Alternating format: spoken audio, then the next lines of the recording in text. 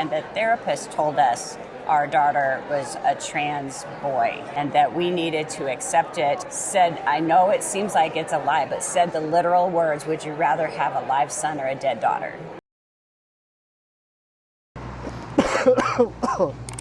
That's a really good start, yeah. That's a really good start. Guys, I've had the worst week of my life. Anyway, not going to dwell on that. We're in Albuquerque, New Mexico, and we're going to the Genspect Conference. It's a week to the day after my last video where I got rained on in Manchester. That's why he's ill. And that's why I nearly didn't make it here, honestly. I was bedridden. I've been bedridden for almost a week. But we're here. And it's raining again. It's raining. This is Breaking Bad territory. It's been beautiful all week, and then it's just started raining. The problem is it's been that hot. It's been too hot for me, having whatever infection that I've got. But we're headed to the Genspect Conference now. And what I call the clever people is the people that are specialists in their field.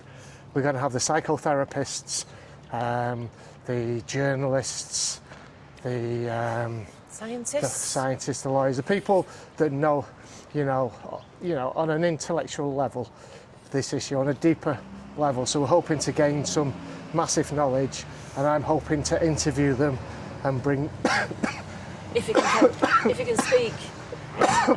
And bring it to you.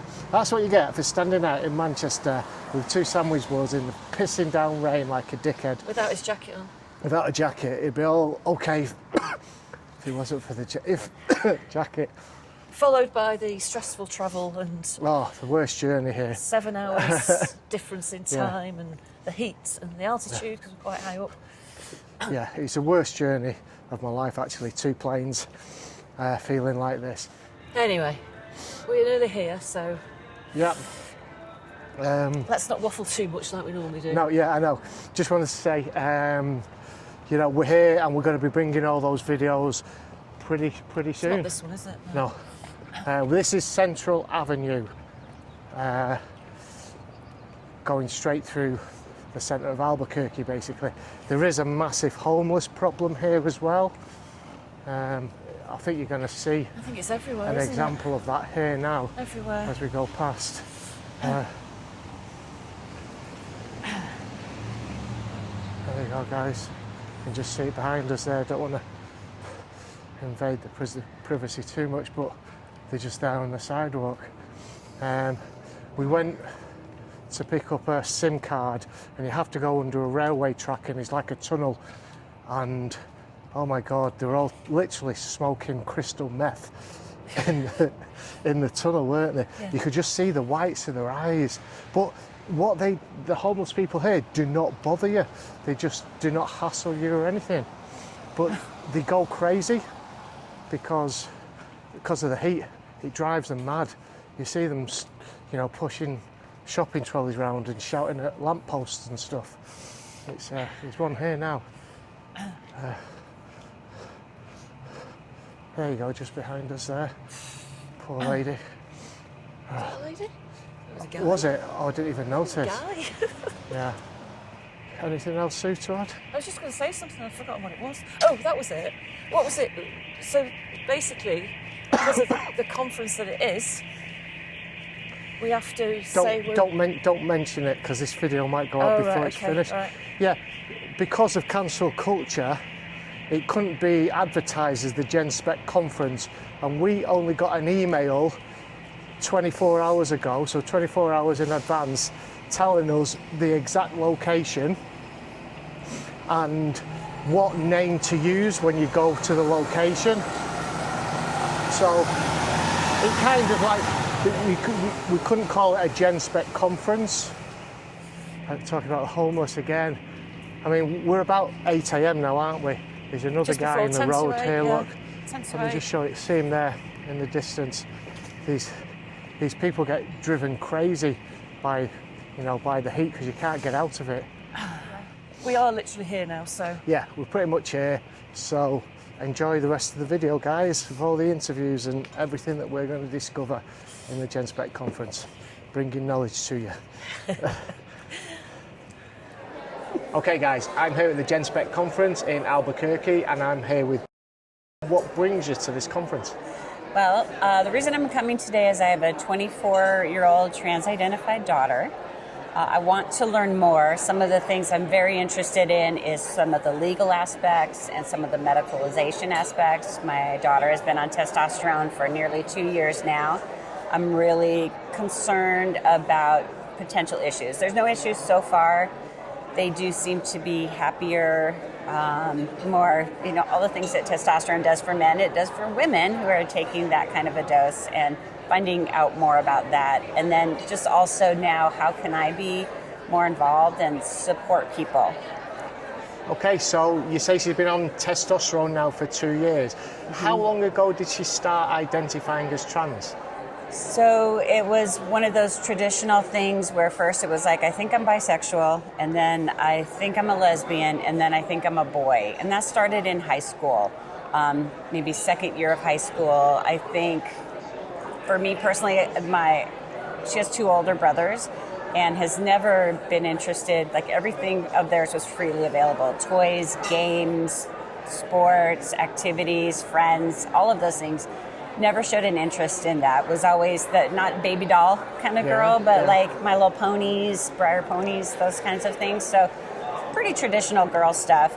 And I think it happened, I wasn't going to let my kids get cell phones until they started high school with activities. And I gave her an iPod Touch for Christmas in 8th grade, and I did not know that there's like free access to the internet, apps to text and talk with people.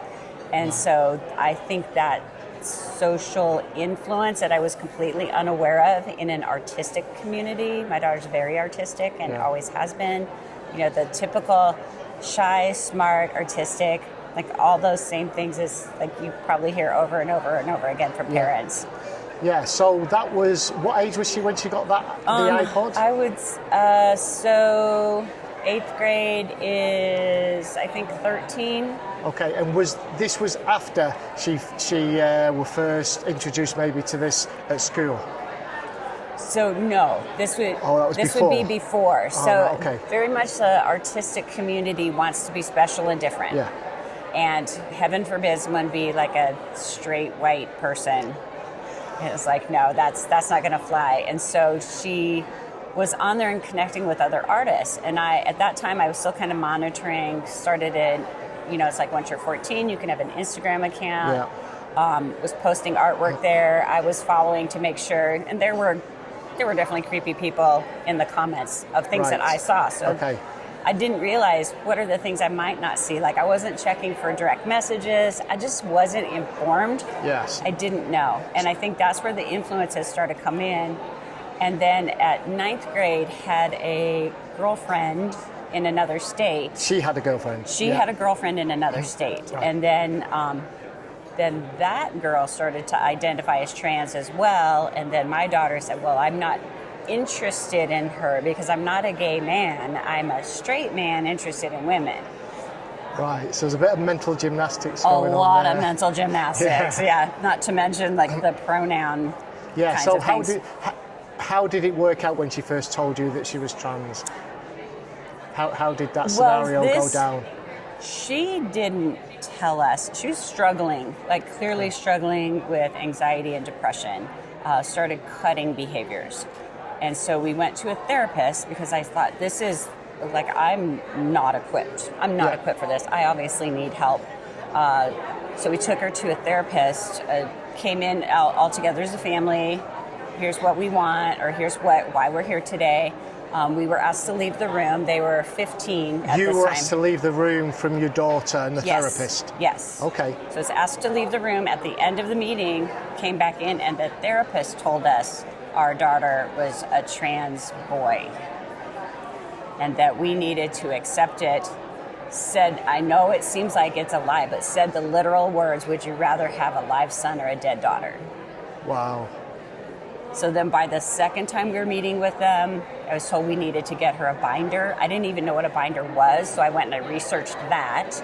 And I said, oh, next meeting we can talk about it. The next meeting we came back and the therapist's like, all we're doing is talking about the binder. I can't get anywhere therapeutically until we do this. I said, okay, I want to support my kid. I don't know a lot, so I helped her pick out a binder, make sure it's appropriate size, talked about like when you can wear it, those kind of things.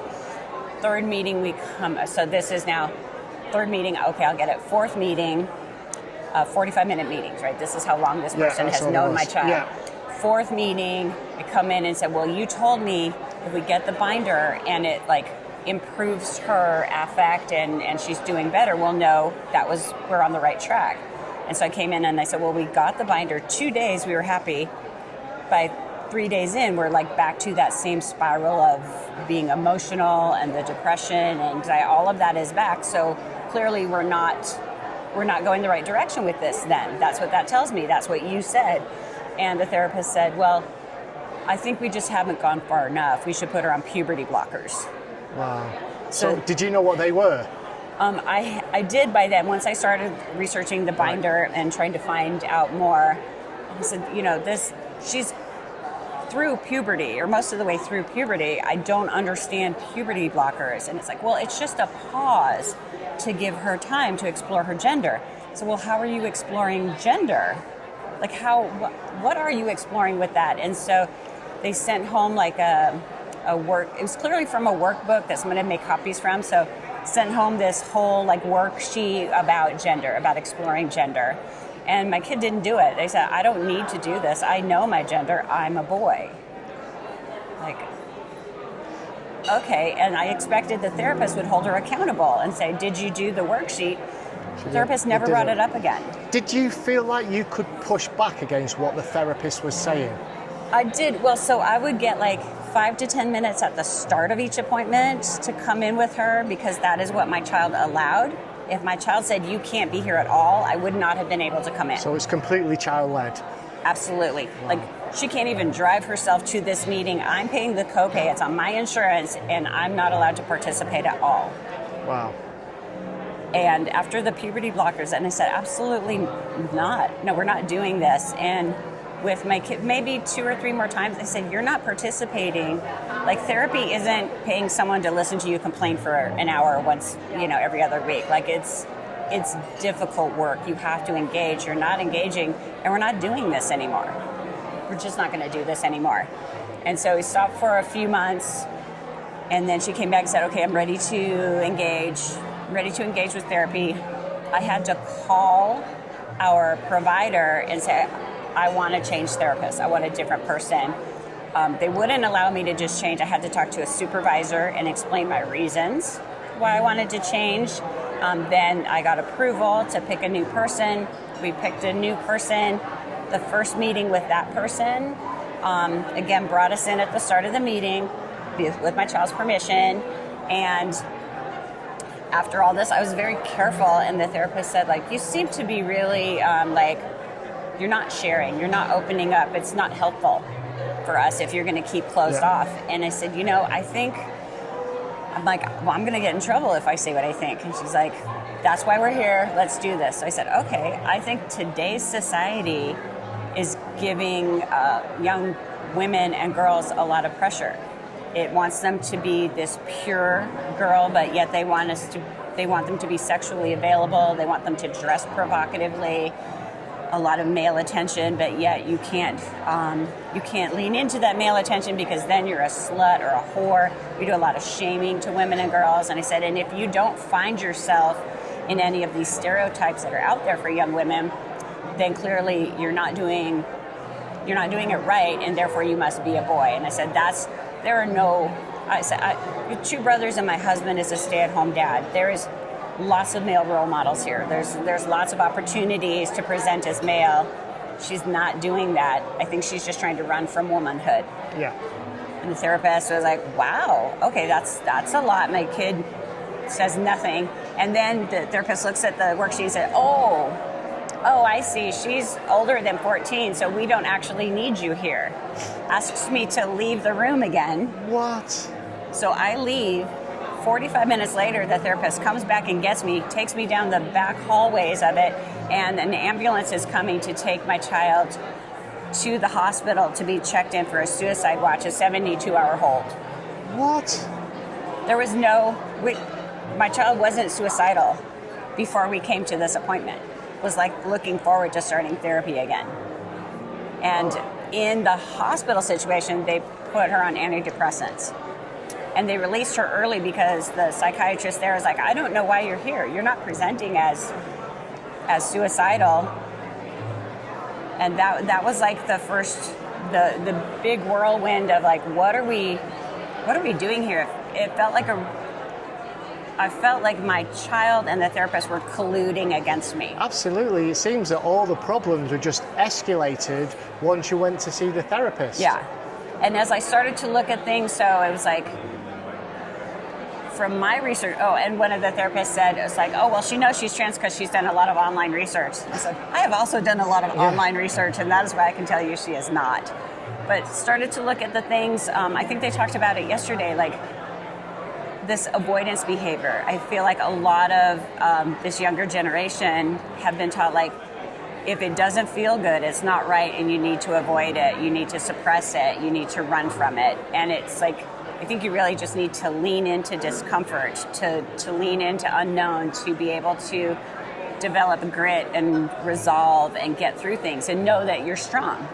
You're a strong person. You can get through this discomfort of gender dysphoria. Like, you are a certain bodied person, and if you feel uncomfortable with that, it's not going to change. So no amount of drugs or surgeries, like, you are still inside, in your head, you're still that person. And so then I started following stories of detransitioners, where they're saying just that, like, I was sold this lie that transition is going to fix everything that I don't like about myself. I get to be this new reinvented person.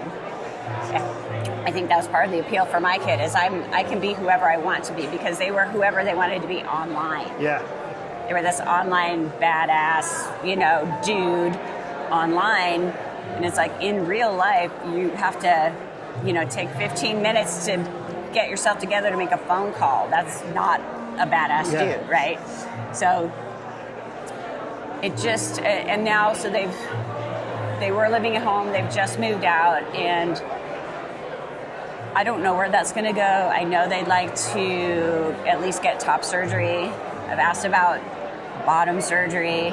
I try to use like the medical names, and it's like, there's not really good outcomes for that. So I don't think I'll do that, but I definitely want to have my breast removed. Wow. I noticed there you were referring to your daughter as they. Is it very difficult for you to refer to her as a she? I know you don't want to refer to her as a he. So that was our agreement. I said, I will never call you he, him, ever. So I said, the best I can do is they, singular they, them, and all of your friends. There's probably 10 other young women in this friend group. Most have medicalized, at least with testosterone. Yeah. And I'm like, everyone is just a they to me. But she has a girlfriend. Yeah. So it's like, but she's a girl. So she's an actual girl. Why don't you say her? And I said, because I can't keep track of you all. So the best I'm going to do is they. And so, it's just, I've gotten to the habit, and I love that, like, my parent group, people will call me out. They're like, who are you talking about? Yes. My daughter. And yes. No, it must be difficult, because obviously I've never experienced that. This seems to be like it's a war on the family unit, particularly in America. Yeah, it is, because, in looking at Dr. Levine's presentation from yesterday, like, all the steps that you're supposed to do before you start a therapeutic relationship, and I almost started crying in that moment. Like, none of that happened. Not one single one of his steps happened. It's like, my husband's a stay-at-home father, right? We are involved parents, and we're trying to, run that line of, like, telling you what to do, giving you the opportunity to fail a little, to know that you're okay. Only one activity at a time, so we're not like that, like, hyper scheduled into everything, calling the school. Not those kinds of parents, like, because we know those are the bad parents, right? Or over involved. Really trying to toe that line, and yet this still happened. And in that relationship, we weren't allowed in there. Like, she said, bring the brothers in, I'll talk to them. That never happened. Never talked to us other than to pressure us to start drugs for our child. It's Wow. just, yes, definitely trying to pull. And my kid at one point said, "Why don't you listen to the expert?" Like, how was this? This person went to a conference called Transforming Gender, the first therapist. Oh, the first therapist. Okay. Like the weekend before she met with her kids, so she went to one conference and was like, I know everything about it, and became the point person at that facility for transgender kids. And they wanted to wanted to refer us to an endocrinologist. I said no. Wanted to refer to a children's hospital, like specialized unit for transgender kids. And what I saw in there was absolutely affirming. They said we explore, but there was no. It wasn't like we actually explore. It was like we explore how to get you on this train. Yeah. Wow. So, what are you expecting? I mean, we've been at the Genspect Conference for one day. We've got another day to come. What's been your biggest takeaway, or what was you expecting to get from this conference? Something I wanted to do, as I said before, I started following and researching detransitioners. It is my hope that someday my daughter will find out that this wasn't, like, it didn't fix the thing she hoped it would fix. And that's a conversation I have with her. Like, I don't think this is what you think it is. And so I've connected with a couple of detransitioners here. I've connected with a couple of lawyers, some therapists, and I want to start to make connections to help support detransitioners. I think that medicine... if I want to be generous in my assumptions, they see people struggling, they want to help. And they're doing what they do is this medical part, but they've created issues in people with cross-sex hormones. They're basically unlocking genes that they didn't know because those were suppressed in the female body or a male body. And they don't know what all the outcomes are. And so I think I want to be a patient advocate for detransitioners to help them figure out, like, how do you package your questions for your doctor?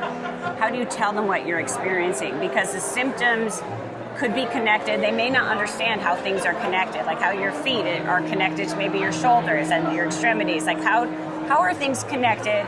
How do they put that together for their physician? They feel some shame. They feel nervous about talking to medical people because of all the harm that's been done to them. But those are the only people that are going to be able to assist them to get out of this. So how do they bring maybe a list of questions, or how do they describe their symptoms? How do they have their doctor research their condition and give them options? That's what I'm hoping for. And I've been making connections here, and I think I can move forward with that. Yeah, brilliant. It is a very good place to make the connections, and I'm glad I've made one with you as well. Thank you very much. Thank you so much. Thank you.